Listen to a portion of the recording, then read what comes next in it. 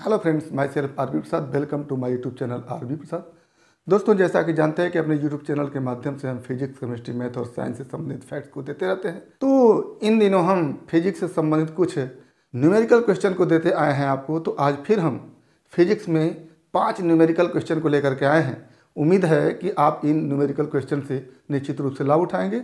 और दोस्तों, यदि आप हमारे यूट्यूब चैनल को सब्सक्राइब नहीं किए हों तो प्लीज़ सब्सक्राइब कर लें, ताकि इस तरह के वीडियो क्लिप का नोटिफिकेशन आपको मिलता रहे और आप इस तरह के तथ्यों से लाभ उठाते रहें। तो आज का पहला क्वेश्चन हमारा ये है, 2 रॉड मैग्नेट है, 2 दंड चुंबक हैं, एक दूसरे से 1 मीटर की दूरी पर हैं और ये एक दूसरे के परपेंडिकुलर हैं। तो इन दोनों चुंबकों के बीच एक बिंदु P है, जहाँ पर हमको चुंबकीय क्षेत्र की तीव्रता ज्ञात करनी है। तो जहाँ तक आप जानते हैं कि ये बिंदु P इस दंड चुंबक के सापेक्ष अक्षीय स्थिति में है और इस दंड चुंबक के सापेक्ष निरक्षीय स्थिति में है। तो किसी बिंदु P के लिए अक्षीय स्थिति में जो चुंबकीय क्षेत्र की तीव्रता का फार्मूला होता है वो भी आप जानते हैं, और निरक्षीय स्थिति में जो चुंबकीय क्षेत्र का फार्मूला होता है वो भी आप जानते हैं। तो पहले हम इस दंड चुंबक के कारण इस बिंदु P पर चुंबकीय क्षेत्र की तीव्रता का फार्मूला लिखते हैं। तो क्या लिखेंगे कि B1 पहले दंड चुंबक के कारण चुंबकीय क्षेत्र की तीव्रता equal to μ0/4π into twice P/r³। यहाँ P क्या है? इस दंड चुंबक का चुंबकीय आघूर्ण है, और ये R क्या है? इस दंड चुंबक के मध्य बिंदु से इस बिंदु P की दूरी है। यहाँ पर P का मान दिया हुआ है 0.5 एम्पियर मीटर स्क्वायर, और इन 2 दंड चुंबकों के बीच की दूरी अगर 1 मीटर है तो इस मध्य बिंदु की यहाँ से दूरी क्या हो जाएगी? 0.5 मीटर। तो क्या हो जाएगी? R = 0.5 metre. अब इस फार्मूले में P और R का मान रखेंगे, और μ0/4π का मान हम जानते हैं 10⁻⁷ होता है। तो B1 = क्या हो जाएगा? 10⁻⁷ इंटू 2 इंटू 0.5 अपान r³ 0.5 का क्यूब। ये B1 = हो गया। अब यहीं पर हम इस बिंदु P पर इस चुंबकीय द्विध्रुव के कारण चुंबकीय क्षेत्र की तीव्रता B2 के लिए फार्मूला लिखते हैं। तो यहाँ पर B2 = क्या हो जाएगा? μ0/4π इंटू P/r³। क्या हो जाएगा? यहाँ से 10⁻⁷ गुणे P का मान 0.5 और R का मान 0.5, और इसका हो जाएगा क्यूब। तो ये हमारा B2 हो गया और ये हमारा B1 हो गया। अब इस बिंदु P पर B1 की दिशा क्या होगी? यदि अक्षीय स्थिति में बिंदु होता है तो उस बिंदु पर चुंबकीय क्षेत्र की तीव्रता S से N की ओर होती है, S से N की ओर होती है, यानी B1 की दिशा ये हो गई। और अगर ये बिंदु निरक्षीय स्थिति में है इस चुंबकीय द्विध्रुव के कारण, तो यहाँ पर B2 की दिशा क्या होगी? N से S की ओर होगी, N से S की ओर होगी। ये N है, ये S है, तो N से S की ओर B2 की दिशा होगी, और S से N की ओर B1 की दिशा होगी। अब इन दोनों का रिजल्टेंट अगर हम निकालें तो दोनों के बीच का कोण 90 डिग्री हो गया। ये B2 है। अब क्या हो जाएगा? बिंदु P पर परिणामी चुंबकीय क्षेत्र B =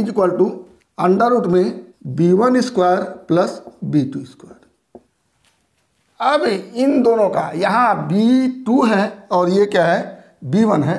तो इन दोनों का स्क्वायर करेंगे और अंडर में लेंगे तो आएगा B = जो कॉमन है उसको बाहर निकाल लेंगे। क्या हो जाएगा? 10⁻⁷ दोनों में है, उसको बाहर निकाल लेते हैं। यहाँ भी है, यहाँ भी है, और इंटू 0.5 अपान 0.5 का क्यूब, इसको भी बाहर निकाल लेते हैं। और अंडर में हो जाता है 2 का स्क्वायर 4 और प्लस 1 का स्क्वायर 1, और हल करेंगे आप तो आएगा B = 10⁻⁷ इंटू 1/0.25 इंटू √5, और इसको हल करेंगे तो हो जाएगा यहाँ से 4 × √5 × 10⁻⁷ टेस्ला। ये हमारा आंसर हो गया। इस तरह से हमने पहले क्वेश्चन को देखा। पहले इस चुंबकीय द्विध्रुव के कारण इस बिंदु P पर चुंबकीय क्षेत्र की तीव्रता V1 निकाला। फिर इस चुंबकीय द्विध्रुव के कारण इसी बिंदु P पर चुंबकीय क्षेत्र की तीव्रता V2 निकाला। और V1 और V2 की दिशा एक दूसरे के लंबवत है, तो हमने अंडर रूट में इन दोनों का स्क्वायर करके इस बिंदु P पर संपूर्ण चुंबकीय क्षेत्र की तीव्रता को निकाला, जिसका मान 4√5 × 10⁻⁷ टेस्ला होगा। तो ये हमारा आंसर हुआ। आइए दूसरा क्वेश्चन देखते हैं। दूसरे क्वेश्चन में ये एक सर्किट दिया हुआ है। इस सर्किट में 24 वोल्ट विद्युत वाहक बल का एक बैटरी लगा हुआ है और ये 6 ओम और 12 ओम श्रेणी क्रम में तथा ये 12 ओम और 6 ओम श्रेणी क्रम में जुड़े हुए हैं और कंबाइंड रूप से दोनों एक दूसरे से समांतर क्रम में जुड़े हुए हैं। और पूछा जा रहा है कि अगर इस स्विच को ऑन कर दिया जाए या कह लें स्विच को बंद कर दिया जाए तो इस बिंदु पर धारा का मान क्या होगा। तो सीधी सी बात है कि ये एक वायर है जिसका कोई रेजिस्टेंस नहीं है, और जब ये वायर है इसका कोई रेजिस्टेंस नहीं है तो इसको हम बंद करने का आशय होता है कि इसको इस तरह से जोड़ दें। इस तरह से जोड़ने का मतलब हम इसको ऐसे भी जोड़ सकते हैं। ये एक वायर है, इस वायर को इस तरह से हम कर सकते हैं, इस तरह से ये जुड़ गया और यहाँ पर ये इस तरह से जुड़ गया, इस तरह से। तो ये सर्किट कुछ इस तरह से बन के आएगी। अब आप देख रहे हैं ये 6 ओम और ये 12 ओम समांतर क्रम में और ये 12 ओम और ये 6 ओम समांतर क्रम में। तो इनका समतुल्य प्रतिरोध अगर निकालें तो R1 इक्वल टू क्या हो जाएगा 6 × 12 बटा 6 धन 12 और ये हो जाएगा 72/18 और ये हो जाएगा 4 ओम। यानी इन दोनों का समतुल्य प्रतिरोध 4 ओम। इसी तरह से ये भी 12 और 6 है, तो इन दोनों का समतुल्य प्रतिरोध R2 निकालें तो R2 इक्वल टू क्या हो जाएगा 12 × 6 बटे 12 धन 6। तो कुल मिला के वहीं है तो क्या हो जाएगा 72/18 और ये हो गया 4 ओम। तो इनका समतुल्य प्रतिरोध 4 ओम और इनका समतुल्य प्रतिरोध 4 ओम और ये 4 ओम किस तरह से श्रेणी क्रम में जुड़े। कैसे? ये इसका समतुल्य प्रतिरोध अगर हम 4 ओम कर दें इस तरह से और इसका समतुल्य प्रतिरोध भी 4 ओम कर दें इस तरह से, तो ये पॉइंट इस पॉइंट से दोनों क्या हो गए श्रेणी क्रम में जुड़ गए हैं। तो पूरे परिपथ का अगर समतुल्य प्रतिरोध निकालें तो ये 4 ओम और ये प्लस 4 ओम क्या हो जाएगा 8 ओम हो जाएगा। तो क्या लिखेंगे कि पूरे परिपथ का समतुल्य प्रतिरोध क्या हो जाएगा R equal to R1 plus R2 और ये हो जाएगा 4 ओम प्लस 4 ओम बराबर 8 ओम। 8 ओम रेजिस्टेंस हो गया पूरे परिपथ का और 24 वोल्ट विद्युत वाहक बल है इस सेल का। तो धारा I इक्वल टू क्या हो जाएगा विद्युत वाहक बल 24 वोल्ट और बटा रेजिस्टेंस 8 ओम क्या हो जाएगा 3 एम्पियर धारा हो गई। अब ये 3 एम्पियर धारा ये बिंदु किस तरह का हो गया, ये बिंदु कुछ इस तरह का हो गया। ये पूरा का पूरा 4 ओम यहाँ है और ये पूरा का पूरा 4 ओम यहाँ और ये मध्य वाला बिंदु ये हो गया। तो यहीं पर आपसे धारा पूछी गई है। तो धारा क्या हो जाएगी ये इस तरह से चलेगी और इस बिंदु पर धारा कितनी हो जाएगी 3 एम्पियर हो जाएगी। और इसको हम इधर से देखें तो ये 3 एम्पियर की धारा चली और 3 एम्पियर यहाँ 2 भाग में बटेगी। 6 ओम का अगर रेजिस्टेंस है तो इसमें धारा 2 एम्पियर हो जाएगी और 12 ओम का तो इसमें धारा 1 एम्पियर हो जाएगी। और ये 1 और 2 एम्पियर इस बिंदु पर आकर के पुनः 3 एम्पियर हो जाएगी और यहीं पर धारा हमसे पूछी जा रही है। तो ये 3 एम्पियर की धारा हो जाएगी और यहाँ से फिर बटेंगे तो इधर की तरफ ये रेजिस्टेंस ज़्यादा है तो धारा कम हो जाएगी 1 एम्पियर और ये रेजिस्टेंस कम है तो धारा ज़्यादा हो जाएगी 2 एम्पियर। तो इस तरह से हम इस सवाल को देख सकते हैं। तो ये हमारा दूसरा क्वेश्चन रहा जिसमें धारा का मान आपसे इस बिंदु पर पूछा गया था और उसका मान 3 एम्पियर होगा।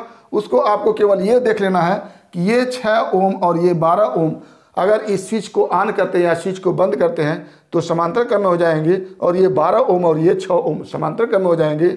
इन दोनों का समतुल्य प्रतिरोध 4 ओम आएगा और ये 4 ओम दोनों के साथ श्रेणी क्रम में जुड़ेंगे और श्रेणी क्रम में जुड़ने के बाद संपूर्ण जो प्रतिरोध होगा वो 8 ओम होगा और 8 ओम संपूर्ण प्रतिरोध और विद्युत वाहक बल 24 ओम तो धारा का मान हो जाएगा 3 एम्पियर। और इस फिगर से देखें तो ये 3 एम्पियर यहाँ पर 2 भाग में बटेगी। कम प्रतिरोध वाले में ज़्यादा धारा 2 एम्पियर और ज़्यादा प्रतिरोध में कम धारा 1 एम्पियर। तो 1 एम्पियर और 2 एम्पियर इस तरह चल रहे हैं, इस बिंदु पर मिलेंगे तो फिर ये 3 एम्पियर में कन्वर्ट हो जाएंगी और यहाँ से फिर दो भाग में बटेंगे। तो ये प्रतिरोध ज़्यादा है तो इसमें धारा कम होगी और ये प्रतिरोध कम है तो इसमें धारा ज़्यादा होगी। तो 1 एम्पियर और 2 एम्पियर के अनुपात में धाराएं बटेंगी, क्योंकि प्रतिरोध क्या है 1 और 2 के अनुपात में है। फिर ये 1 एम्पियर और 2 एम्पियर यहाँ पर आकर के यहाँ पर मिलेंगी और ये 3 एम्पियर के रूप में चल के आगे बढ़ जाएंगी। तो ये हमारा दूसरा सवाल रहा। उम्मीद करते हैं कि आपको समझ में आया होगा। आइए तीसरा सवाल देखते हैं। तीसरा सवाल है, एक खिलाड़ी जिसकी ऊंचाई 2 मीटर है, 18 किमी प्रति घंटे की चाल से पूरब की ओर दौड़ रहा है, इसके सिरे एवं तलवे के बीच कितना प्रेरित विद्युत वाहक बल उत्पन्न होगा दिया है। H = 4 × 10⁻⁵ वेबर प्रति मीटर स्क्वायर। यदि वह उत्तर की ओर दौड़े तब क्या होगा। तो आपके सामने दिया हुआ है H = 4 × 10⁻⁵ वेबर प्रति मीटर स्क्वायर और खिलाड़ी की लंबाई बराबर 2 मीटर और खिलाड़ी की चाल बराबर 18 किमी प्रति घंटा। तो किमी को 18,000 में बोल दीजिए, मीटर हो जाएगा। अब बटे 3600 अगर कर देंगे तो सेकेंड हो जाएगा। तो ये कट के आया 5 मीटर प्रति सेकेंड। तो ये 4 हो गया। अब ये चुंबकीय क्षेत्र का क्षैतिज घटक और चुंबकीय क्षेत्र का ऊर्ध्वाधर घटक। तो यहाँ पर क्षैतिज घटक दिया हुआ है, इसको हम BH लिख सकते हैं। पृथ्वी के चुंबकीय क्षेत्र का क्षैतिज घटक उत्तर से दक्षिण दिशा में होता है। इसका मतलब चुंबकीय बल रेखाएं उत्तर से दक्षिण दिशा में इस तरह से चलेंगी और व्यक्ति पूरब की तरफ चल रहा है तो इन चुंबकीय बल रेखाओं को काटते हुए चलेगा, यानी चुंबकीय फ्लक्स में परिवर्तन होगा। और चुंबकीय फ्लक्स में परिवर्तन इस केस में होता है, चुंबकीय फ्लक्स में परिवर्तन बराबर B × A। और यहाँ पर क्या होगा, B क्या है, BH हो गया और A क्या होगा, खिलाड़ी की लंबाई L × T समय में खिलाड़ी द्वारा चली गई दूरी यानी V × T। तो चुंबकीय फ्लक्स में परिवर्तन का दर बराबर BH × A/T। ये फ्लक्स में परिवर्तन हो गया बटे समय और यहाँ से क्या हो जाएगा BH × L × VT/T। T से कैंसिल होगा, क्या बच जाएगा BH × L × V। तो इस फॉर्मूले को डायरेक्ट आप लिख लेते हैं BVL करके, BVL। तो B की जगह BH है। चुंबकीय क्षेत्र का क्षैतिज घटक अगर हम ले रहे हैं तो चुंबकीय बल रेखाएं कट रही है तो क्षैतिज घटक की बल रेखाओं के लिए BH रखेंगे। तो यहाँ से क्या हो जाएगा, BH का मान है 4 × 10⁻⁵, L का मान है 2 मीटर इंटू V का मान है 5 मीटर प्रति सेकेंड। और इसको अगर आप हल करेंगे तो हो जाएगा 5 दूना 10, 10 चौका 40, 40 × 10⁻⁵ विद्युत वाहक बल है तो वोल्ट होगा। और यहाँ से क्या हो जाएगा 4 × 10⁻⁴ वोल्ट। ये फ्लक्स में परिवर्तन का दर बराबर होता है प्रेरित विद्युत वाहक बल, प्रेरित विद्युत वाहक बल। तो यही आपसे पूछा गया, तो ये आपका हो गया आंसर। अब अगर पूछा जा रहा है कि यदि वह उत्तर की ओर चले तो चुंबकीय बल रेखाएं आप जानते हैं उत्तर दक्षिण दिशा में है और वो उत्तर की दिशा में चलेगा तो चुंबकीय बल रेखाओं को नहीं काटेगा और जब चुंबकीय बल रेखाओं को नहीं काटेगा तो फ्लक्स में परिवर्तन नहीं होगा और फ्लक्स में परिवर्तन नहीं होगा तो परिवर्तन का दर 0 होगा, यानी प्रेरित विद्युत वाहक बल 0 होगा। तो आप लिखेंगे कि चूंकि उत्तर दिशा चलने पर फ्लक्स में परिवर्तन नहीं होगा अतः प्रेरित विद्युत वाहक बल 0 होगा। तो ये आंसर आपका होगा। पूरा पश्चिम दिशा में चलता है तो प्रेरित विद्युत वाहक बल 4 × 10⁻⁴ होगा, लेकिन उत्तर दक्षिण दिशा में चलता है तो प्रेरित विद्युत वाहक बल क्या होगा, 0 होगा। तो ये तीसरा क्वेश्चन रहा। आइए चौथा क्वेश्चन देखते हैं। चौथा क्वेश्चन है कि 600 नैनोमीटर तरंगदैर्घ्य का एक समांतर पुंज D चौड़ाई के झिर्री के अभिलंबवत पड़ता है। यदि झिर्री तथा पर्दे के बीच की दूरी 0.8 मीटर तथा द्वितीय क्रम के उच्चिष्ट की पर्दे के केंद्र से दूरी 15 मिमी हो तो झिर्री की चौड़ाई का परिकलन कीजिए।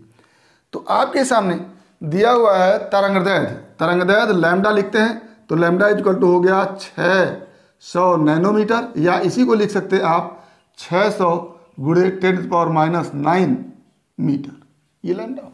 और झिर्री की चौड़ाई आपसे दी कही गई है डी क्या है, झिर्री की चौड़ाई है। और पर्दे की स्रोत से दूरी या कह ले पर्दे की झिर्री से दूरी, पर्दे की झिर्री से दूरी बराबर, इसको डी से लिखते हैं और यह 0.8 मीटर। और आपसे बताया गया है कि द्वितीय क्रम के उच्चिष्ट की केंद्र से दूरी, तो द्वितीय क्रम के उच्चिष्ट की केंद्र से दूरी जो होती है वो होती है n इंटू डब्लू। और यहाँ पर डब्लू क्या है, फ्रिंज की चौड़ाई है। डब्लू क्या है, फ्रिंज की चौड़ाई है। तो n बराबर 2 और डब्लू की जगह आप लिखेंगे डब्लू बराबर d lambda upon small d. तो n इंटू डब्लू, 2 गुणे डब्लू equal to x equal to दिया हुआ 15 mm, या इसी को आप लिखते हैं 15 गुणे 10⁻³ मीटर। तो 2 इंटू डब्लू आपके सामने है, और तो डब्लू इक्वल टू क्या हो जाएगा, 15 इंटू 10⁻³ अपान 2। और डब्लू का फार्मूला ये होता है, तो क्या लिखेंगे, d lambda upon small d equal to 15 into 10⁻³ बटा 2, या यहाँ से डी इक्वल टू हो जाएगा 2 गुणे डी लैम्डा अपान 15 गुणे 10⁻³ और यहाँ से हो जाएगा 2 गुणे डी का मान है 0.8 गुणे लैम्डा का मान है 600 गुणे 10⁻⁹ अपान 15 इंटू 10⁻⁻3। तो 15 चौक का 60, 40, और ये हो गया 2 चौक का 8, या कह लें कि 8 गुणे 8 गुणे 10⁻⁹ प्लस 3 क्या हो जाएगा, 64 गुणे 10⁻⁶ मीटर में आएगा, या 0.64 गुणे 10⁻⁴ मीटर, या 0.064 mm। ये आंसर बन के आएगा आपका चौथे क्वेश्चन का। तो आइए पांचवा क्वेश्चन देखते हैं। पांचवा क्वेश्चन है कि अभिक्रिया 223 रेडियम कन्वर्ट होता है 209 लेड में और प्लस 14 कार्बन में, से मुक्त ऊर्जा का परिक्रम कीजिए। यदि रेडियम का परमाणु भार 223.018 AMU तथा पीबी का 208.981 एवं कार्बन का 14.003 AMU। तो यहाँ पर हम जो ऊर्जा निकलती है वो मास डिफरेंस के कारण निकलती है। तो पहले हम मास डिफेक्ट निकालेंगे, उसके बाद हम ऊर्जा निकालेंगे। तो अभिक्रिया में भाग लेने वाला रेडियम है, तो रेडियम का परमाणु भार 223.018 AMU। अगला क्या है, पीबी का परमाणु भार 208.981 AMU, और कार्बन का परमाणु भार बराबर 14.003 AMU। यहाँ पर रेडियम लेड और कार्बन में टूट रहा, तो इन दोनों के परमाणु भार को जोड़ेंगे तो क्या हो जाएगा, पीबी प्लस कार्बन के परमाणु भारों का योग बराबर 208.981 प्लस 14.003 AMU, और इसको जोड़ेंगे तो आएगा 48922 AMU। अब रेडियम के अकेले का परमाणु भार ये है, तो रेडियम 2 भाग में टूट रहा है, तो मास क्या हो जा रहा है, कम हो जा रहा है, यानी mass defect delta M equal to, इसको द्रव्यमान क्षति कहते हैं, क्या हो जाएगा 223.018 माइनस 222.984, और इसको आप घटाएंगे 0.034 AMU। अब 1 AMU में अगर द्रव्यमान क्षति 1 AMU होती है तो 931 मिलियन इलेक्ट्रॉन वोल्ट एनर्जी मिलती है। तो क्या लिखेंगे कि since 1 AMU equal to 931 million electron volt. Therefore 0.034 AMU बराबर 0.034 into 931 million electron volt, 31.654 million electron volt. ये आंसर हो जाएगा आपका। तो ये यहाँ पर हमने रेडियम के परमाणु भार को देखा, लेड और कार्बन के परमाणु भार को देखा। रेडियम के टूटने से लेड और कार्बन बन रहा है तो दोनों के परमाणु भारों का योग ये होगा, और अकेले रेडियम का परमाणु भार ये है। देख रहे हैं कि रेडियम के टूटने से परमाणु भार में कमी हो रही है, तो मास डिफेक्ट निकालते हैं, और मास डिफेक्ट अगर 1 MU होता है तो 931 मिलियन इलेक्ट्रॉन वोल्ट ऊर्जा निकलती है, और यहाँ पर मास डिफेक्ट 0.034 AMU है, तो ऊर्जा इसमें 931 मिलियन इलेक्ट्रॉन वोल्ट का गुणा करके निकालेंगे, तो ये हमारा आंसर बन के आएगा। तो इस तरह से हमने 5 क्वेश्चन को देखा। उम्मीद करते हैं कि इन प्रश्नों से आप निश्चित रूप से लाभ उठाएंगे। इसी तरह के और भी वीडियो क्लिप हम लेकर के आपके बीच में आएंगे। इसके लिए आप हमारे YouTube चैनल को सब्सक्राइब करें, और यदि वीडियो क्लिप पसंद आया तो प्लीज़ लाइक करेंगे, शेयर करेंगे। तो आज बस इतना ही। आगे फिर इसी तरह के न्यूमेरिकल क्वेश्चन के साथ आपके बीच होंगे। तब तक के लिए बेस्ट ऑफ लक। धन्यवाद।